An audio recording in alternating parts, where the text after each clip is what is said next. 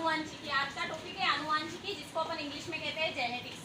आनुवंशिकी का जो जनक होता है ग्रेगर जॉन मेंडल होता है। इसका पूरा नाम होता है ग्रेगर जॉन मेंडल। वैसे तो मेंडल कहते हैं, लेकिन इनका अगर पूरा नाम देखा जाए तो ग्रेगर जॉन मेंडल होता है।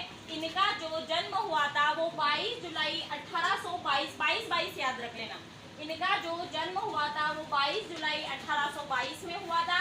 इनकी जो मृत्यु हुई थी वो हुई 84 में, 1884 में इनकी मृत्यु हुई थी। लगभग इनका जो जीवन काल था वो 62 साल का था। कितना था?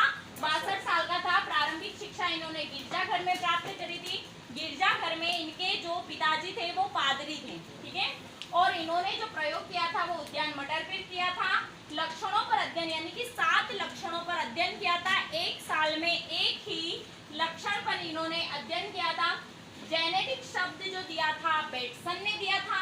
हेरिडिटी शब्द जो दिया था स्पेंसर ने दिया था। और कारक शब्द दिया था जॉनसन ने। इसी प्रकार मेंडल के नियमों की पुनः खोज 3 वैज्ञानिकों ने करी थी।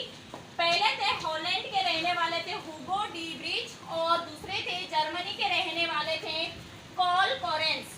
तीसरे थे ऑस्ट्रेलिया के रहने वाले वैज्ञानिक थे एरिक जॉन सेरमेक। तथा मेंडल ने 3 नियम दिए थे। पहला नियम है प्रभाविता का नियम, और दूसरा होता है पृथक्करण का नियम, और तीसरा है स्वतंत्र अपव्यूहन का नियम।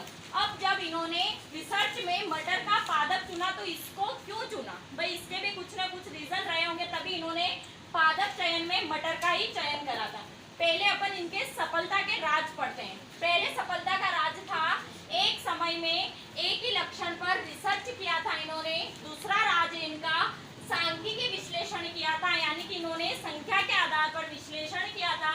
तीसरा था पादप का चुनाव सावधानी पूर्वक किया।